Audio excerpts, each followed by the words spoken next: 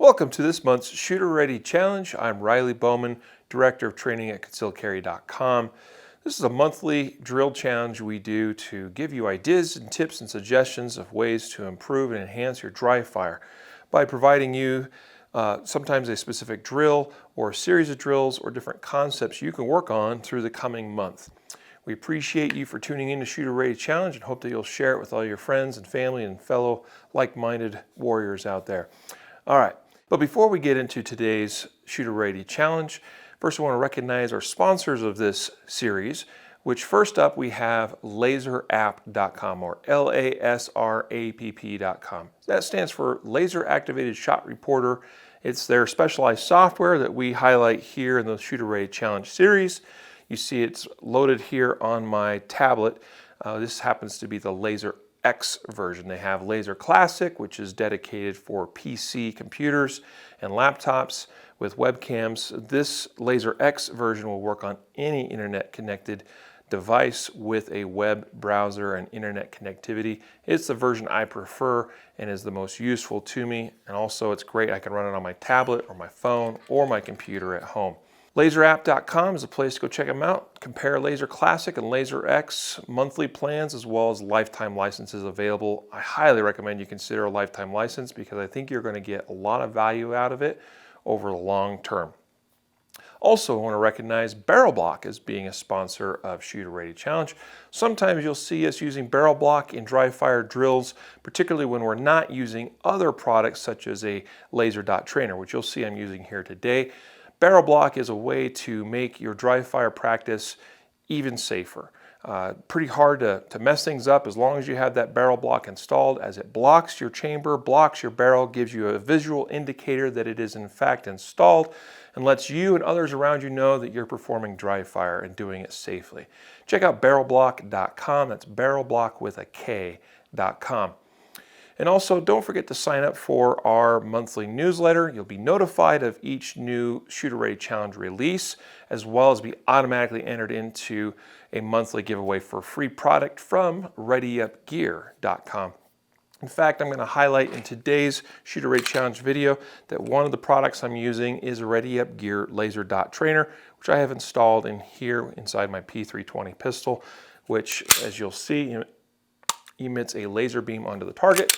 And that's how we're going to interface with the Laser X software today so that it knows when and where my shots are placed on target in dry fire. So check out ReadyUpGear.com, and again, on the ShooterReadyChallenge.com page, make sure you sign up for our newsletter so that you're notified of these things and entered into the free giveaway. Let's get into this month's Shooter Ready Challenge. This time we are going to work on something that I call or refer to refining your index. Now, if you go back to, there was a Shooter Ready Challenge we did a number of months ago that was kind of geared around efficiency and draw movement. And in that video, I also referenced the idea of working on your draw index. I defined a little bit about what that was. And so essentially index is when we get to a place where the gun is going to point consistently in a manner. Really, it's about that gun pointing consistently, because if it points consistently, then it allows us to essentially calibrate our vision to where that gun points, if that makes sense. So as long as I'm gripping the gun the same way every time, and my support hand is coming onto the gun the same way every time, and then I am pointing or extending that out for my body consistently the same way every time. And some of that will be enhanced or tweaked depending on how my body positioning is. And we'll talk a bit about that here today some more. But as long as we do that the same way every time, then I can bring that up to the eye line and essentially calibrate my eyes so that the gun is going where I'm looking. All right, so that would be essentially an index. Index might sometimes be confused with point shooting, which there's certainly some crossover there, although index itself is not point shooting. But there's some carryover or crossover between those two concepts. I don't practice typically point shooting. In fact, I've learned that through my experience that having a refined index essentially allows me to automatically program the skills necessary to be able to point shoot, because where my eyes go, the gun tends to follow. And so I just got to look and press the trigger, essentially. Point shooting is only so precise out to certain distances depending on your level of individual skill. But today, again, we're going to work on refining index and building on that concept a little bit, as well as giving you a couple of tests on how to sort of verify or check if what you're doing is working. So let's start by, again, defining a little bit further about what we need to have in place in order for that index to be consistent. It starts from the draw. So ideally, every time I draw, this hand, my primary hand, is going to make contact with the gun the same way every time. What that looks like for me is as my hand goes down to the gun, I am looking for a few key index points. Number one, the way this beaver tail contacts the web of my hand. Number two, the specific position on the gun that my thumb makes contact with as well. And you'll see that in this particular gun, in this particular case, I am placing, it's very specific, the right side of my thumb right on the corner of the back of the slide here, the left corner. And if that hits that in that exact position, we've got web of hand in contact with beaver tail, thumb on this specific point of the gun, and then almost simultaneously, but what is slightly following that is the way my middle finger is wrapping around the grip and pressing up into the bottom of the trigger guard. And when I have those 3 points of contact, those specific 3 things, I know the moment my hand contacts the gun in the holster that it is indexed correctly. When I say it's indexed, meaning it's referencing those 3 index points. So what that then allows me to achieve is if I start with those 3 index points on the gun, then that's going to enable me to finish the grip and extend to the target in a manner that this gun will be pointed consistently, and that leads to my visual or aiming index, which is what we're really talking about here today. But it starts with a physical index on the gun. If we don't achieve that, meaning if one time I draw and my hand ends up here, but the next time it's a little bit more rotated around the grip this way or that way, I know that looks very subtle and maybe to the camera view almost not discernible to you, but those are each slightly different indexes on the gun, okay? And I feel the difference. That's what's really key here. So the difference in how my hand feels as it meets those index points tells me right from the draw whether I've hit that index or not on the gun. If I'm a little bit off, well, I have 2 choices to make. I either can commit to that draw with a less than perfect index on the gun, which is what is it going to relate to or result in on the target?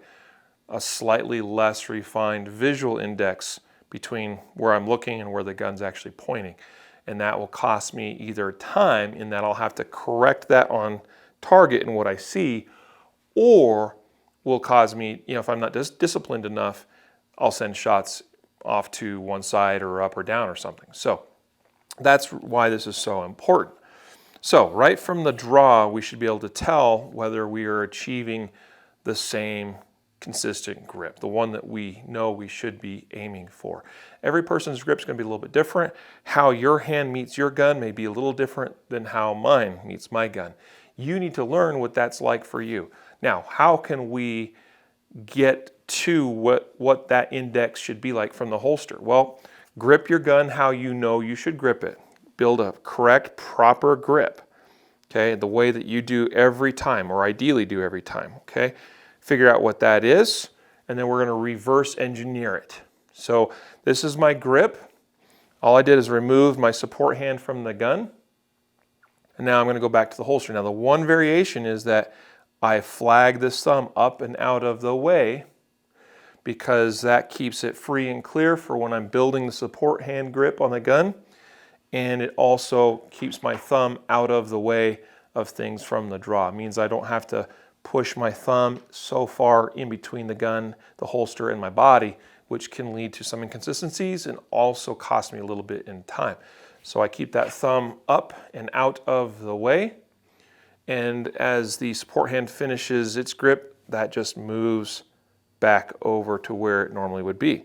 So build your grip on target where it needs to be consistently and reverse engineer that back to the holster. And then we need to start memorizing what that feels like. And even to some degree what it looks like, because we could look at it visually too and be like, yep, yep, yep, all those three things are in place.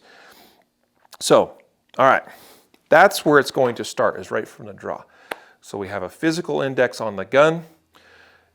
I should also say, I mean, the most important one is how this primary hand meets the gun, but the support hand is also important to consistency. It's going to have some influence, although not nearly the level of influence the primary hand will have on the gun relevant to where it points to the target, okay? But this is still an important piece too. So how that support hand comes up, this index finger right here, meeting the base of the trigger guard or the underneath part of the trigger guard, as well as I'm actually interlocking that knuckle of my middle finger of this hand with the middle knuckle of my index finger on that hand, and those are meeting in place. And I can also feel instantaneously as the support hand is meeting the grip, whether the support hand is in the proper place and going to end up with the right grip consistently each time. Okay, so start there with making sure that every time we draw the gun, I can evaluate myself. Did I achieve that grip that I'm looking for so that the gun points consistently? I can even stop right here. So draw as though you're going to draw full speed. Oop, missed that one, right? So reset. There we go. And I can evaluate right then and there. Is that the proper grip? Boom.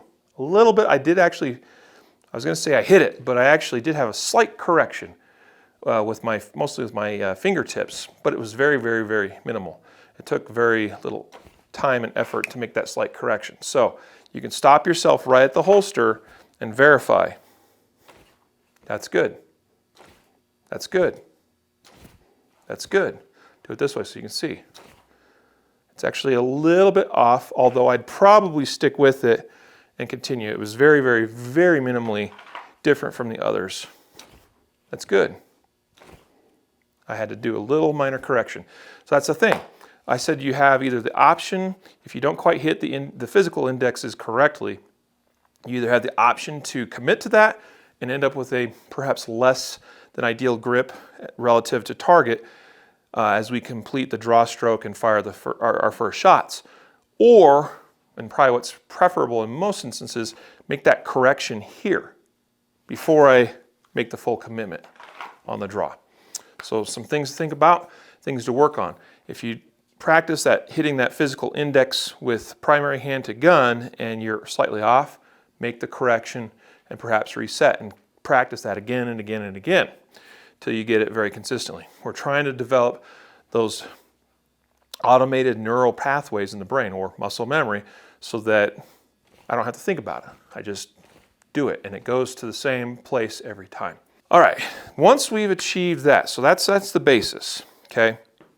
Then we want to start putting that together with a target. So what gets interesting here is that for every person, again, this is going to be very different. What I want to look for is a natural point of aim. And my natural point of aim is typically going to be where there is the least amount of tension horizontally on this horizontal plane. So if I sort of extend my arms out like this and I start going back and forth, each of us is going to feel, to some extent, some tightness develop, typically in the hips, the knees, the waist, as we go back and forth. And generally, about somewhere in the middle of that range, although it may be biased slightly to one side, I'm going to have this sweet spot where there's the least amount of physical tension. Absence of tension leads to faster things occurring and more consistent things occurring. When I add tension, that's muscular expenditure, if you will, to get me to a certain place. But if I simply allow it to happen, Okay, so for instance, that's my natural point of aim. I just stood here in front of you and I know where that is because I've practiced it so many times. Just let it happen. Okay, and that is where there's an absence of tension in as far as where my body is pointing. So we want to try to figure out where that is. A couple of ways we can do that is by simply closing the eyes. I'm going to orient myself on this target, okay, where I believe my natural point of aim is. And you'll note that for me, my left foot and my right foot are not evenly distributed. Okay, left one's slightly forward, right one's back. That's actually good from a balance point of view in terms of my stance. If I stood with a perfectly squared up isosceles type stance, while some people like that, some people prefer that, I do not, because I like having this foot drop back, which gives me a little bit more stability with respect to shooting a gun. I don't have to use any extra muscle tension or expenditure to maintain recoil control this way. I just drop a foot and automatically gives me a lot more control. So taking that into account, then I start figuring out where that natural point of aim is located relevant to this particular stance.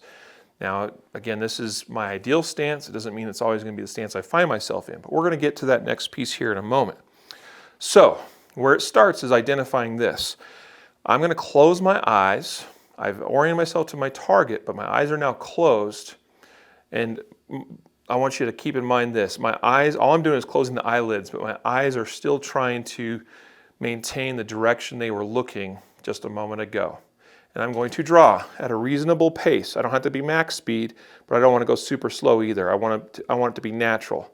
And I'm going to open my eyes and take a look at where my dot is, because I'm using a red dot, relevant to where my eyes are looking. In this case, I was exactly centered on the target, but instead of being centered over the A of the A zone, I was kind of more over the neck. Not too shabby. So I think we've kind of have found where that natural point of aim is horizontally. Okay, so I'm looking at the A of the A zone, closing my eyes, draw. I actually had a less than perfect physical index on the gun, opening my eyes, and my dot's not quite right. It's a little bit to the left. I did try to fix it as I was finishing the draw, and I didn't quite get it all fixed. Let's try that again. Yeah, so as soon as I got the correct physical indices on the gun, I went right to the A zone. Again, slightly above the actual letter A in the A zone, but definitely in the A zone. Here we go. Closing my eyes. And very similar result. A little bit less high, but still dead centered in the A zone, just slightly above the A.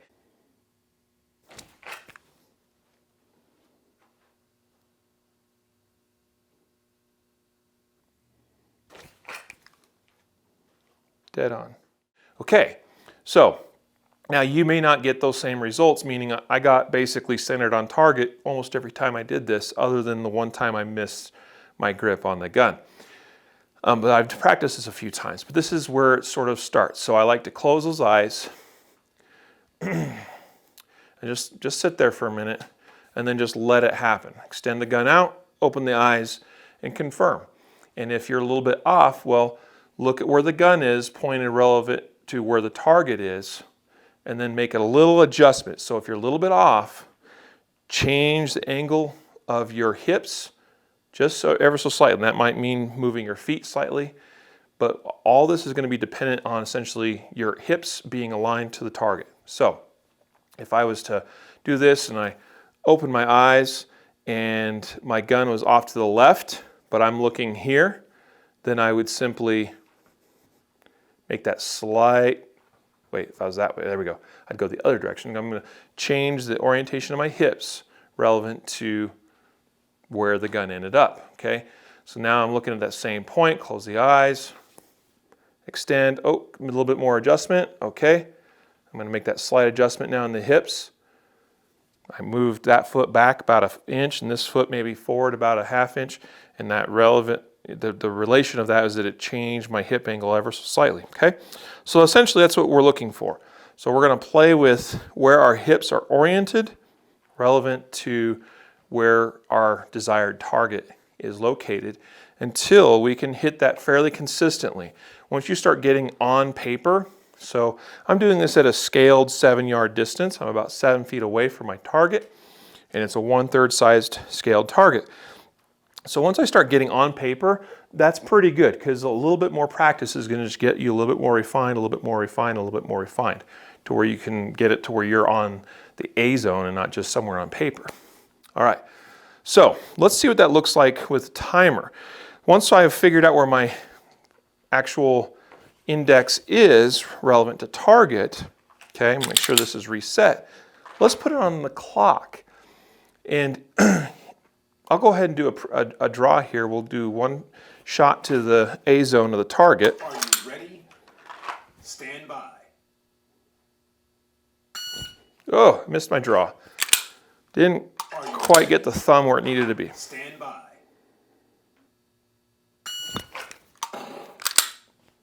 That was not very clean either. I got my support or my primary hand on there just fine, but my support hand totally mucked it up. Let's try one more. Are you ready? Stand by. Oh, jumped the timer. Are you ready? Stand by. Okay, so that's a 1.04 draw to first shot.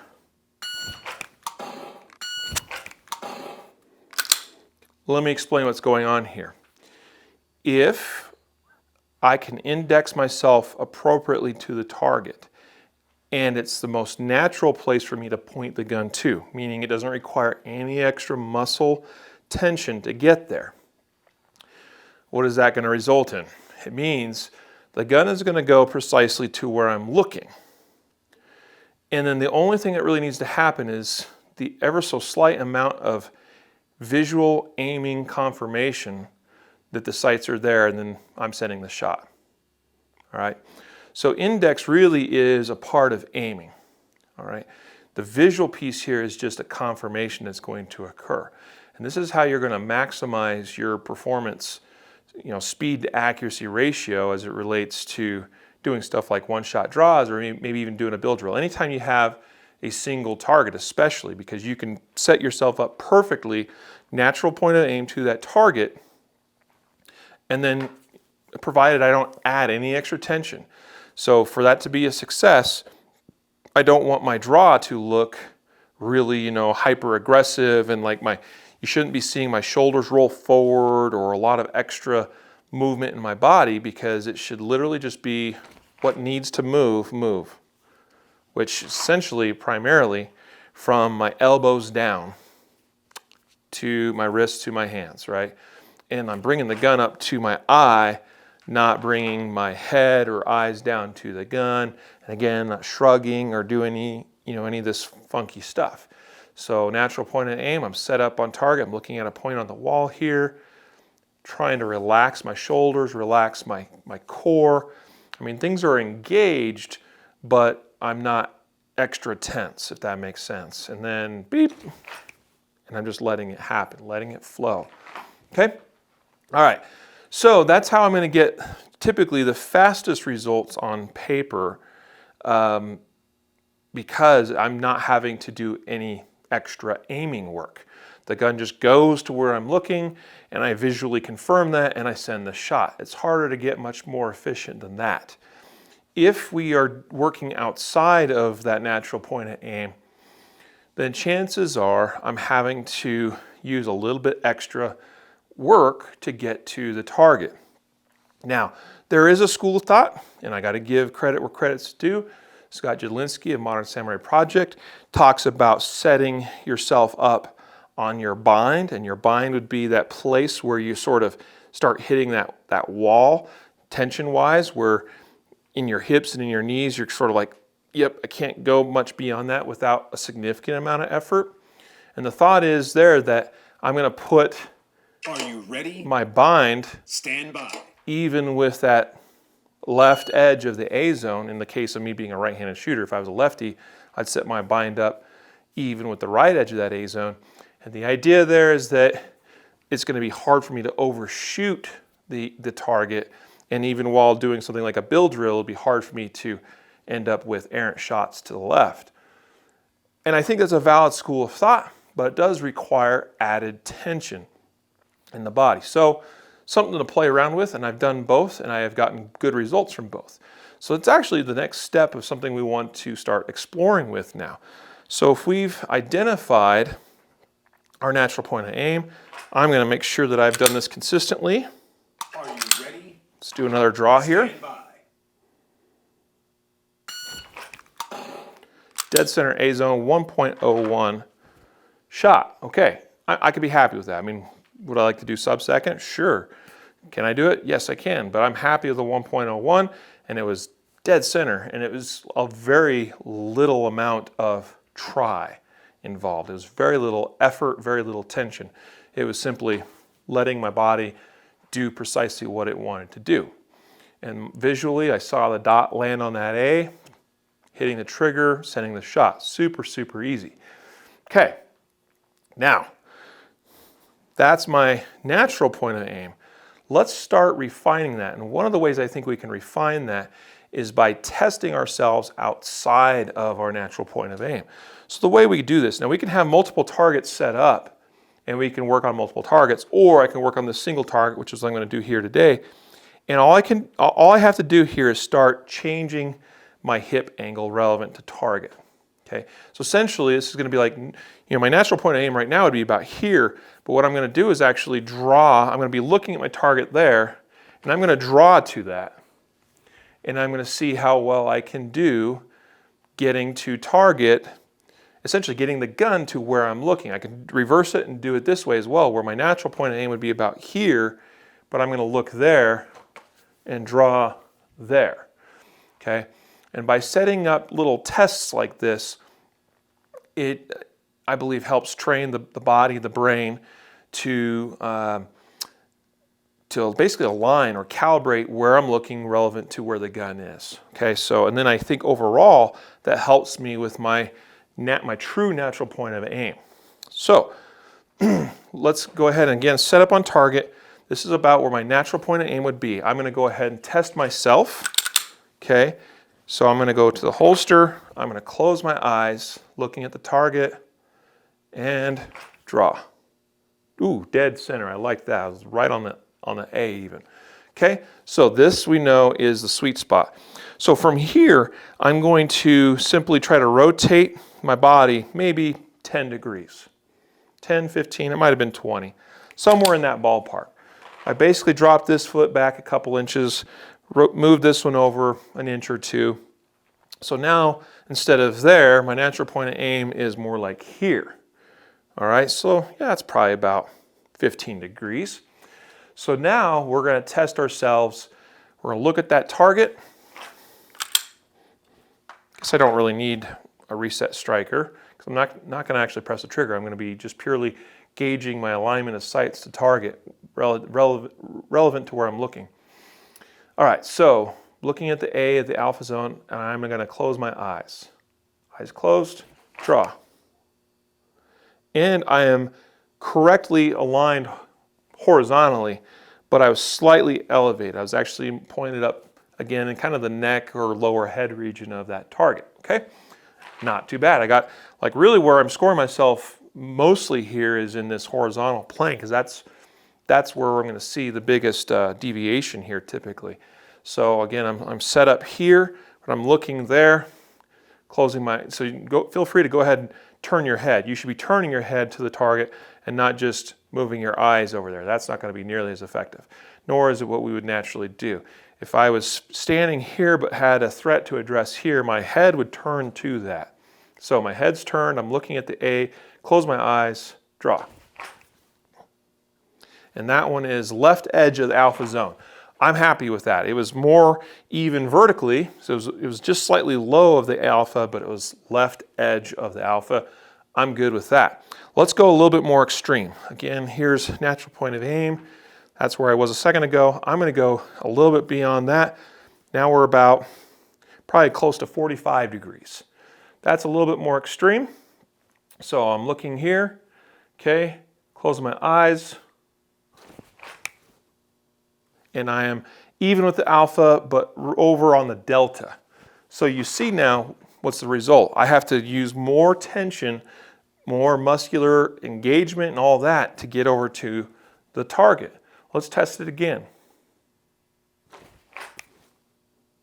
That time I am left edge of the alpha. So slight overcompensation, but actually pretty good. One more time. I forgot to close my eyes. Let's close our eye, look at the target, close eyes. And that was on the Charlie, a little bit right of the alpha zone. One more time, because I want to find that sweet spot. And that is slightly low, but within the A zone, slightly right. It was like, draw a 45-degree line down from the alpha, but still within the A zone. Equivalent in real world dimensions, it'd be like 2 inches low, 2 inches right.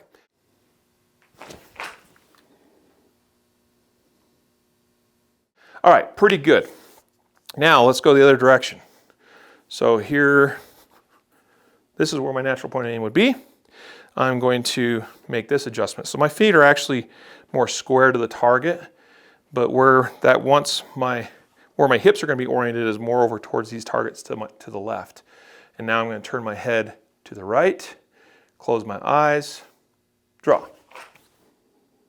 And I am in the left Charlie, okay, to the left of the A zone. Pretty much even height-wise. Okay, so I'm oriented here, but I'm looking there. Close the eyes. And left edge of alpha. Okay, so you get the idea. Now go a little bit more extreme. Now, because I'm right-handed and going to your right side is going to dramatically increase tension in your hips and knees.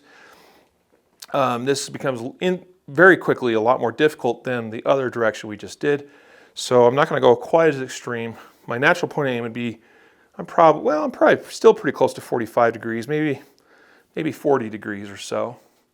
All right, so natural point of aim here, target there, looking at it, closing eyes. Oh yeah, perfect horizontal alignment, just slightly high, about up near the top edge of the A zone. Again.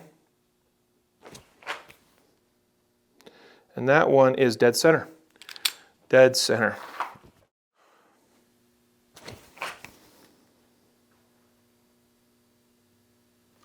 Okay, so now the way I do this at home quite regularly is I have an array of targets set up, and I will set up on maybe the center target, similar to like this one, and work on my natural point of aim, work on that index. Okay, do some draws, test myself, my eyes closed, and all of that, and then I'll just start picking random targets, and while trying to not use any extra tension than is necessary, I just start looking at targets and testing myself with drawing to those targets exactly where I'm looking.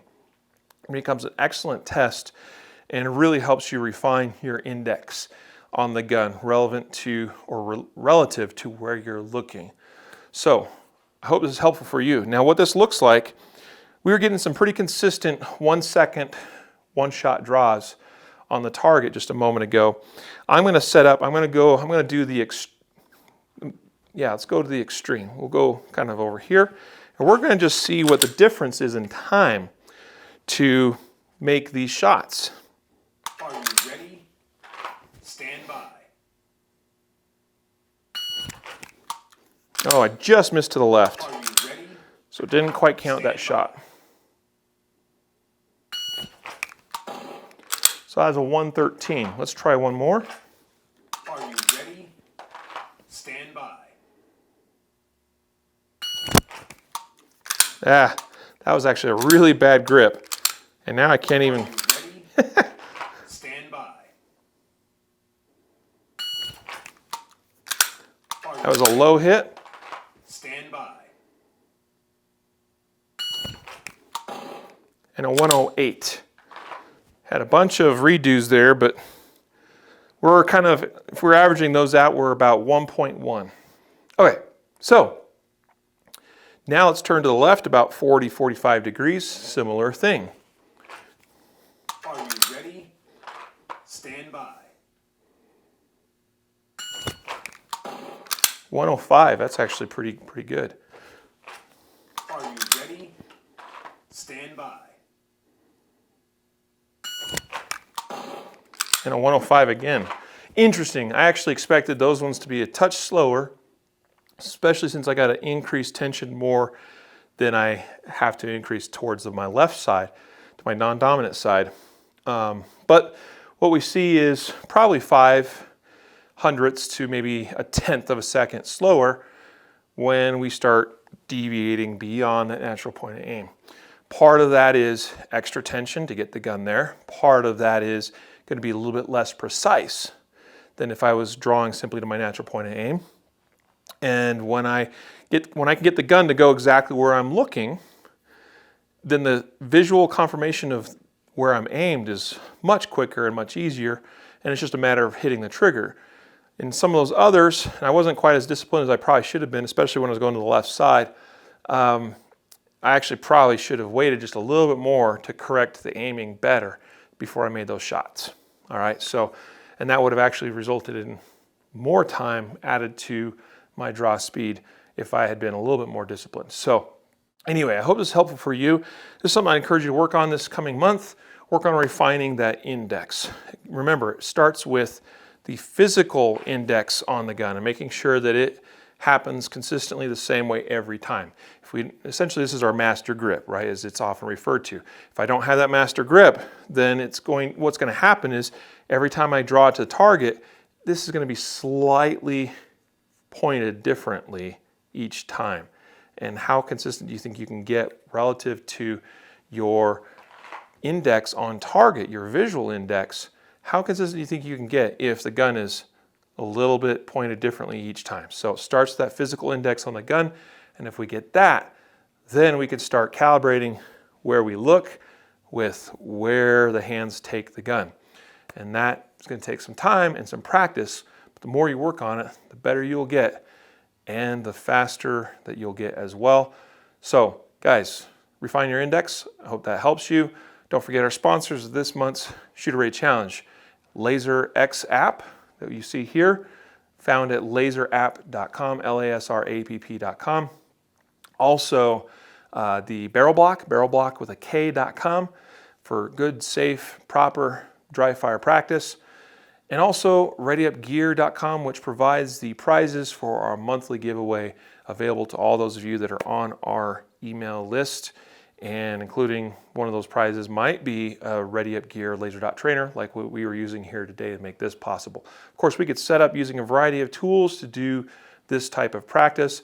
And in fact, everything we just did here today wouldn't even require software or specialized tools. You can simply practice it with your dry gun.